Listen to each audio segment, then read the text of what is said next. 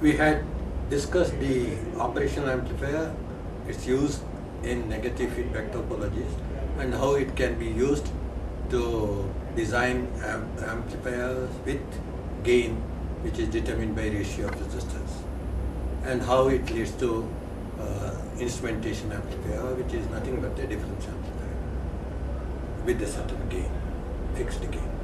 Today we will discuss about the same amplifier being turned into what is called a comparator.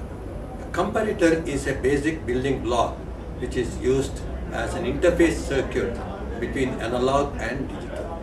It compares the input with a reference and then gives the time at which input crosses the reference. At that time, the output of the comparator goes from low to high or high to low. So the low and high are the digital outputs. Right? Low indicates 0, high indicates 1. And therefore, it is one of the most useful interface components of analog to digital world. Now we see the actual characteristic of this. It looks as though the op-amp requires high gain for use in operational amplifier applications.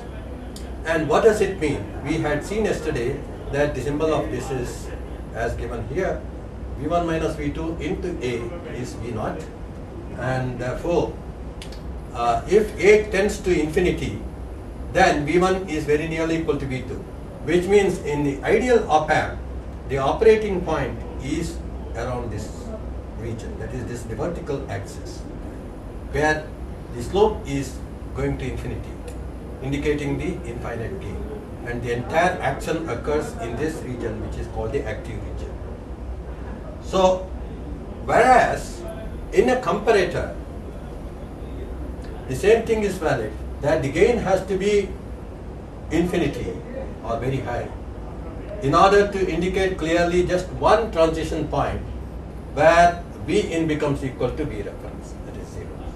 Vi is equal to 0. However, it has to indicate at the output that it has crossed this V reference by going from low to high. So the low and high levels are specified.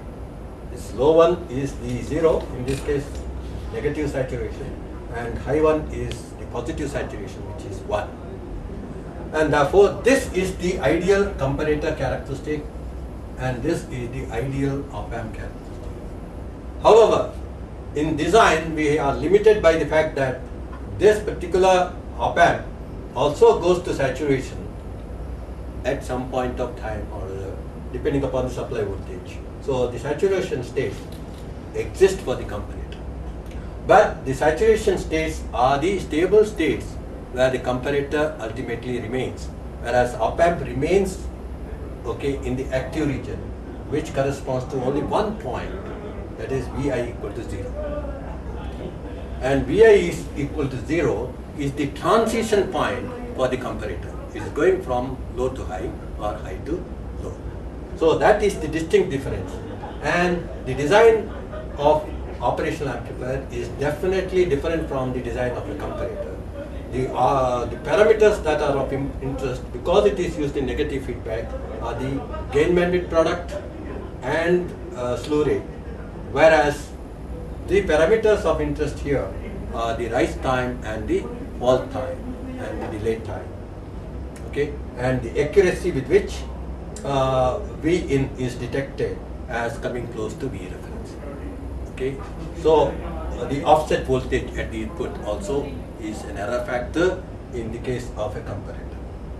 Whereas theoretically speaking, the offset voltage has no role to play in the operational amplifier. The characteristic simply gets shifted by the offset as far as the operational amplifier is concerned.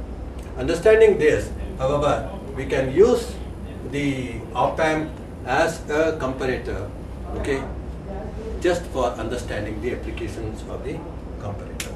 Here we have a negative feedback circuit that we have used yesterday, where output is part of the output is fed back to the input, and what is fed back is beta factor, R1 by R1 plus R2 using the integrator. With the resultant effect, we saw that yesterday V naught becomes equal to Vi into A by 1 plus A beta, which means actually as A beta is made very large, the gain becomes independent of the active device parameter A. So it becomes an amplifier with gain equal to 1 over beta. However, when we interchange this plus and minus terminal, okay, this becomes a positive feedback circuit. What happens to our expression? It becomes minus A divided by 1 minus A because of the change in sign. So the moment this happens, I have the actual gain of the amplifier after feedback becoming higher than the gain without feedback. That means it goes from minus A to a higher value, which is minus A divided by 1 minus A beta. If you represent it in terms of pictorial sort of diagram, originally it is inverting with beta equal to 0, the slope is corresponding to minus A, and as beta increases in the positive feedback case, the gain increases or the slope increases, and it is becoming an amplifier with higher gain. Ultimately, when beta is equal to 1 over A exactly, it represents the ideal comparator that we have with gain equal to infinity. That means beyond this point, it can only be used as an interface circuit between analog and digital, and it is no longer useful as an amplifier. And if you increase the beta, however, the extension, this is what you get from the expression.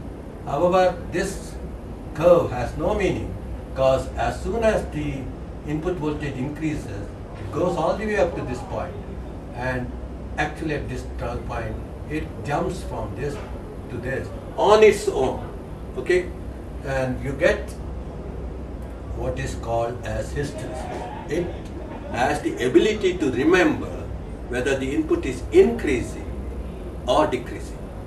It becomes a memory element, okay, and therefore it transits like this. When the input is decreasing, it will now go on like this, okay, and change state like this point. That means essentially the output can only remain, that point is called regenerative positive feedback. That means A beta greater than 1, okay, or greater than 1 or much greater than 1, okay, is what is called regenerative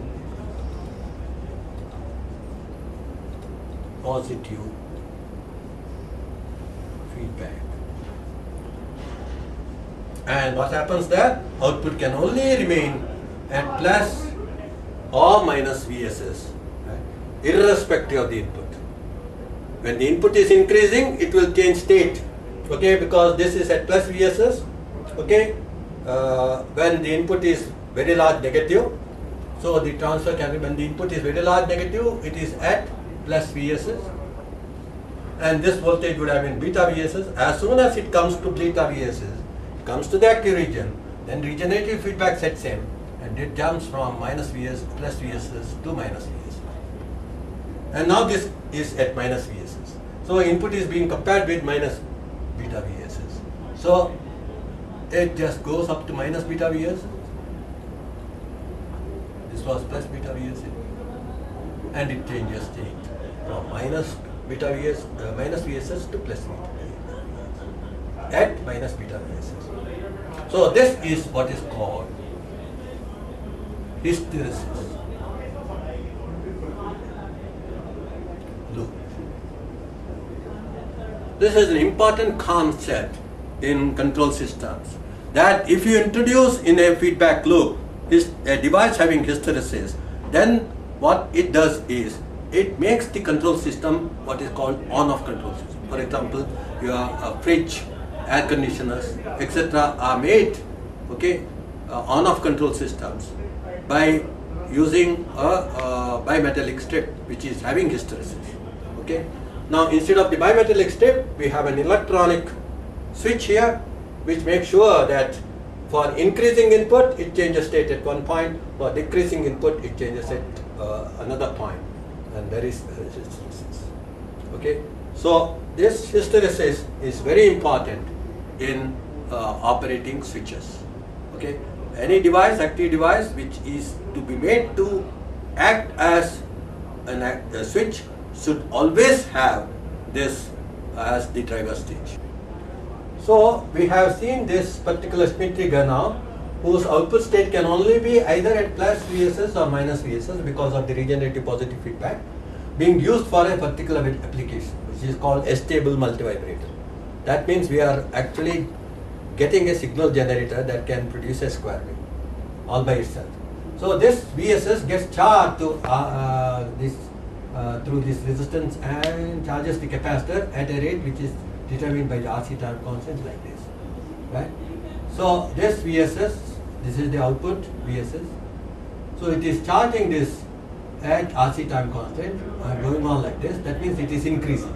So if you feed this back to this Schmitt trigger sees an increasing voltage, and this voltage is already at beta VSS. So as soon as this voltage reaches beta VSS, it is changing state to minus or to all by itself.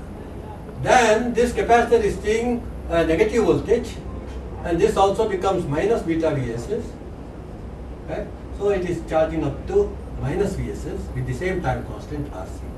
So as soon as it reaches minus beta VSS, again it is told now you change state. That's why it keeps on searching for a stable state going from minus to plus, okay, at the rate determined by this RC time constant.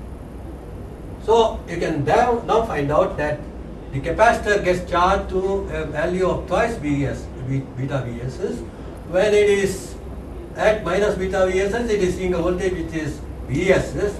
So 1 plus beta times VSS to 1 minus e to power. This is the time period of charging, and this charging will be the same,